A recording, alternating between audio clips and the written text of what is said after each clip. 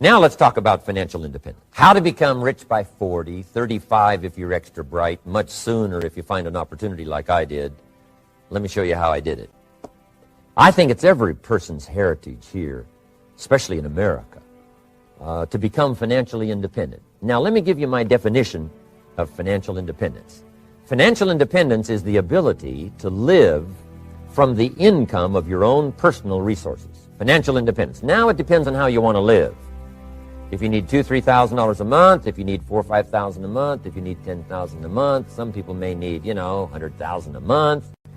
But whatever you would need to live, and you could earn that living from the income of your own personal resources, that's what I call financial freedom, financial independence. And let me show you how to acquire it. If you start at age 15, between ages 15 and 35 is 20 years. And in my personal opinion, based on my own studies and my own experience, 20 years, in my opinion, is enough time to become financially independent. If you're not, you don't live in the wrong country. Probably what's happened is you have the wrong plan. And it's easy to be a nice person with the wrong plan. I found that when I was 25 years old. I was broke at age 25, and I was a nice guy. You would have liked me. But I'm telling you, my plans up until then, especially my financial plan, left me broke. I totally changed it the next 6 years, and I became financially independent. So I know what I'm talking about. It is possible in a reasonable amount of time, 15 to 35, whatever, 20 years time, enough time. You can do it in a much shorter period of time, like I did if you want to. But this is a reasonable enough time. But here's number one. First of all, you got to have the right philosophy. Philosophy is our ability to gather knowledge and sort through it and decide what's valuable. To develop a philosophy about life, a philosophy about our health, a philosophy about our family relationships, a philosophy about economics. And if you develop the right philosophy, that's what helps to set this sail so that in 6 years it takes you where you want to go instead of winding up like I did that first 6 years of my economics, broke, no money, empty bank account. The right philosophy. Now let me give you a couple of philosophies to consider. Here's the first one. It's called the philosophy of the poor. Poor people usually spend their money and invest what's left. That's the philosophy of the poor. Now here's the philosophy of the rich. Rich people invest their money and spend what's left. And here's the startling answer.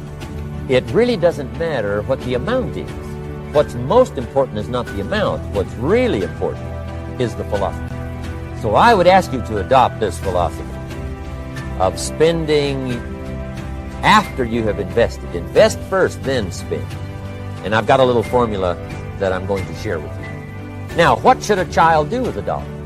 I mean, there's a lot of debate going on, I'm sure, across the country on what a child should do with a dollar. Here's one opinion. It's only a child and it's only $1. What difference does it make? Well, in my opinion, it makes all the difference in the world. A person's economic future starts with a child with $1. Somebody says, oh, no, you're only young once. Let him spend it all. Well, when would you hope that would stop? Somebody says, well, wait till he's 50 and broke like me and then he'll learn. Well, no, we don't want to wait that long. If I would have known earlier than age 25, I would have changed. In high school, if they would have had classes called Wealth 1, Wealth 2, I'd have taken both classes. I would not have waited until age 25. So, the earlier the better. So, what should a child do with a dollar? Here's the simple premise to begin with. Don't spend it all. And if a child wants to spend the whole dollar, you got to say, hey, don't spend it all. Don't spend it all. They'll say, why not? It's my dollar. I earned it. You say, I know you earned it, but don't spend it all. They'll still say, why not? Say, let me show you why not. So you put them in your car, take them to the other side of town, and show them where people live that spend the whole dollar. Just drive them around. Kids learn best by visual. Just drive around and say, would you like to live here? Kid says, no. Would you like to live like these people live? Kid says, no. Then you can't spend the whole dollar. So kids will get the message. So, take them to the other side of town, show them around, unless you already live there, and then just show them around. Anyway, don't spend the whole dollar. Now, let me give you my best view of what to do with $1. And I promise you, if you started at age 15, now if you're over 15, right, You've still got plenty of time. You still got 20 years. You know, if you're 30, you still got 20 years. I mean, you know, you still got plenty of time to start what I'm about to share with you.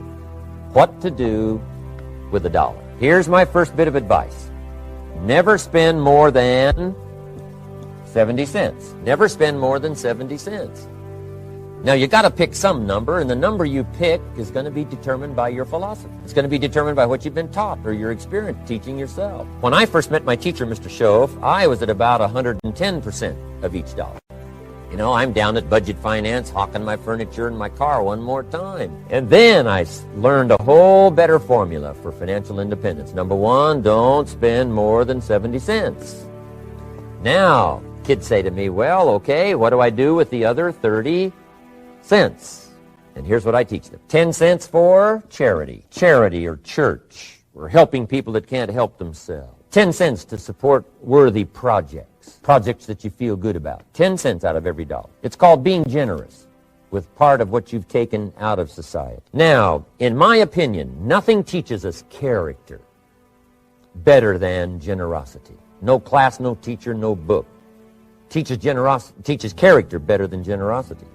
And the best time to start is when the amounts are small. And I know if kids learn these lessons well, they'll give a dime out of $1, help people that can't help themselves, support worthy projects. Or if you belong to a church, they teach tithe, piece of. That's very important. Now, because when the amounts get larger, sometimes it's a little more difficult.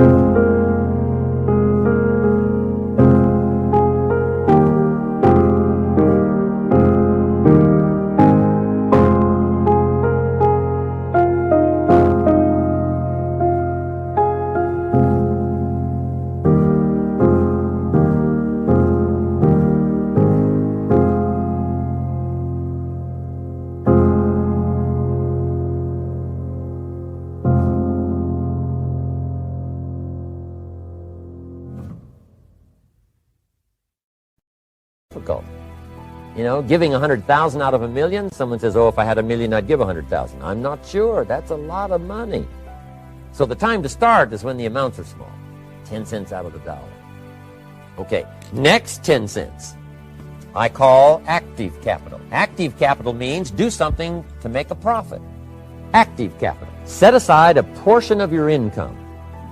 Wages are okay, but I'm telling you, wages will make you a living. Profits will make you a fortune.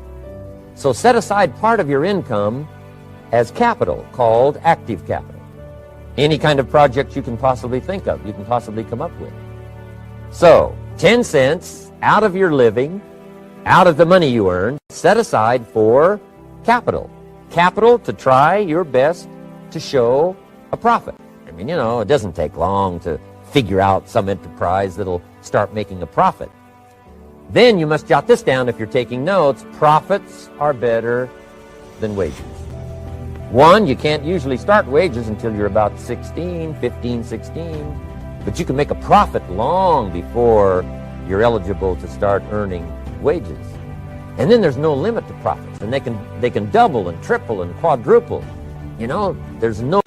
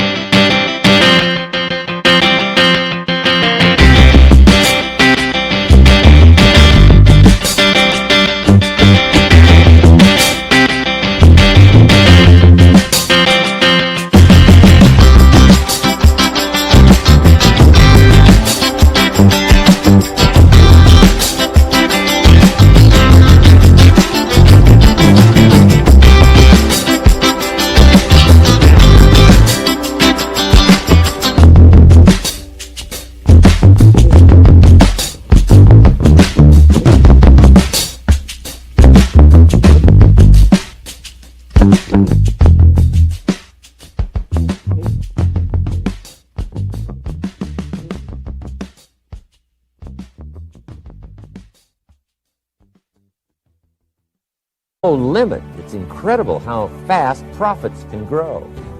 So profits are better than wages. Wages make you a living, profits make you a fortune. Now, the third 10 cents is vitally important. I call it passive capital. Capital you let somebody else use. A financial institution, stocks and bonds, mutual funds, whatever. Let someone else use it. You furnish the money. They use it to make a profit, but they pay you for the use of it, called interest. And here's one of the things that'll make you financially independent fairly quickly, and that's called compound interest. And this is how you get it. Letting someone else use a portion of your money, your substance. They show the profit, they pay you interest. And this passive capital, I'm telling you, over a sustained period of time, if you'll develop this little 10, 10, 10, and 70, especially starting at age 15, I'm telling you, by the time you're 35, you will be financially independent. You'll have the ability to live from the income of your own resources. And then one more point on passive capital. There's a Bible philosophy. I'm an amateur on the Bible, but there's a Bible philosophy that teaches the borrower is servant to the lender. And if you want to be in a powerful position as you grow older, finally when you become mature, maybe have your own business,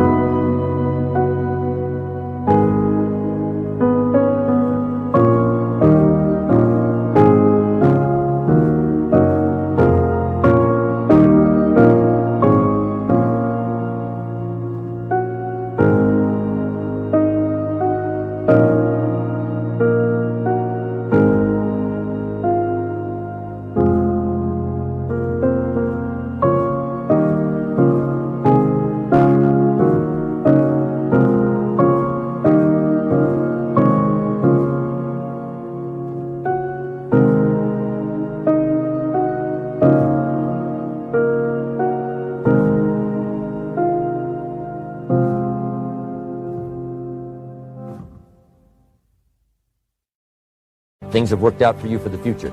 The position you always want to be in is the power position, and that's called the lender. The lender is the power position. I want to be is one of those lenders. That's the power position, not the spender. No, you'll be pitied the rest of your life if you just become a spender. You got to become a lender.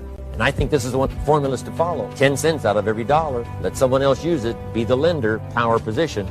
Then try to show a profit. Take $1, search the neighborhood, find a broken wagon, pay $1 for it, bring it home, clean it up, sand it until it's clean, paint it red till it shines, straighten out the wheels till they're true, take it back to the neighborhood, sell it for $5. Anybody can do that. Deserve $4 profit? And the answer is yes. Society now has a mended way. That's what America's all about.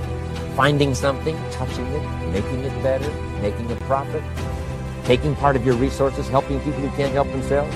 Let someone else use it to make a profit. Some projects require more capital than one person has. Exciting. And then let them pay you for the use of it. America's had this philosophy now all these years. Communism has taught all these years capital belongs in the hands of the state, not in the hands of the people. We've been teaching all these years capital belongs in the hands.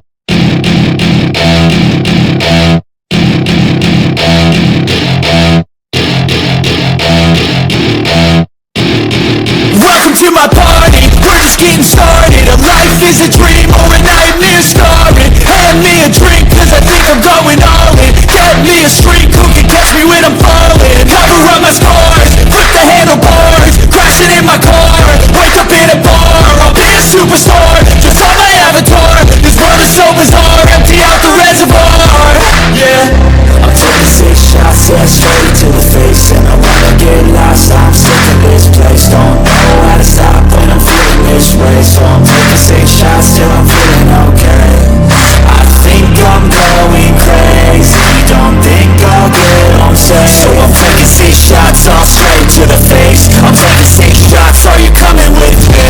I'm taking 6 shots, yeah, straight to the face. And I wanna get lost, I'm sick of this place. Don't know how to stop when I'm feeling this way. So I'm taking 6 shots till I'm feeling okay. I think I'm going crazy, don't think I'll get on safe. I'm taking 6 shots all straight to the face. I'm taking 6 shots, are you coming with me? Sometimes you need to let loose, grab juice, get goose, tattoos, taboos, get screwed. Loosen up, buttercup, all those hate comments will never make you feel enough.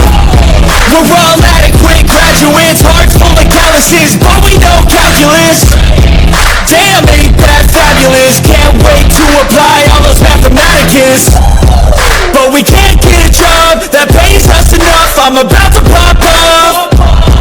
Fuck you, you're lost. We all know that we never really want a boss. So I'ma do what I want to, something I can't undo. Yeah, I'ma do what I want to, something I can't undo. I'm taking 6 shots, yeah, straight to the face. And I wanna get lost, I'm sick of this place. Don't know how to stop when I'm feeling this way. So I'm taking 6 shots till I'm feeling okay. I think I'm going crazy, don't think I'll get on safe. So I'm taking 6 shots, all straight to the face. I'm taking 6 shots, are you coming with me? I'm taking 6 shots, yeah, straight to the face. And I wanna get lost, I'm sick of this place. Don't know how to stop when I'm feeling this way. So I'm taking 6 shots till I'm feeling okay. I think I'm going crazy, don't think I'll get on safe. I'm taking 6 shots, all straight to the face. I'm taking 6 shots, are you coming with me?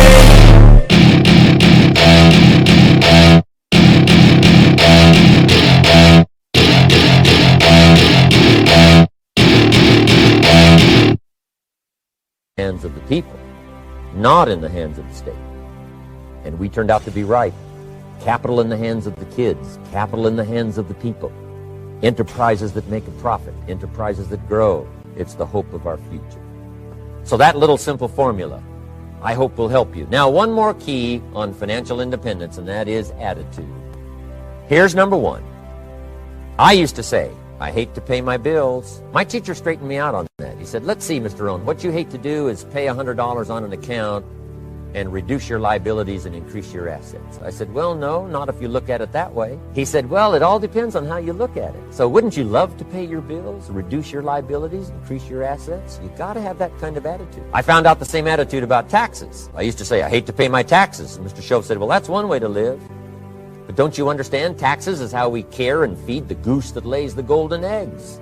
Wouldn't you want to do your share? Someone says, yes, but the goose eats too much. Probably true. But hey, we all eat too much. We all need to go on a diet. Better a fat goose than no goose. So I finally became a happy taxpayer. Now, I think taxes are too high, so I'm working to get taxes lowered for our economic future. But then whatever they turn out to be, I gladly pay and do my, because that's what makes the whole system run, each of us doing our part. Now, I want you someday to be financially independent. I want you to have the personal development so that you feel good about yourself. Maybe this video will reach you somewhere, and it'll have an impact on your life. The question is, why not you? Why not you? Why not you starting to make progress toward financial independence? If I can do it, you can do it. If we can read, you can read. If we can change, you can change. If we can figure it out, you can figure it out. If we can turn it around, you can turn it around. There isn't anything you can't accomplish. That's what those testimonials would say. And so I want to say it to you personally. Why not you? You've got the brains, you've got the stamina, you've got the vitality, you've got the interest, you've got your life ahead of you, you've got the future. You can do it. If anybody can do it, you can do it. If one of us can do it, hey, we all can do it. What a good time to start this process. Personal development, growing, changing, developing, having a good plan for your money and for your life and for your future. Until then, I wish you the best. I want all that I've gotten to be yours and much, much more. God bless. Goodbye.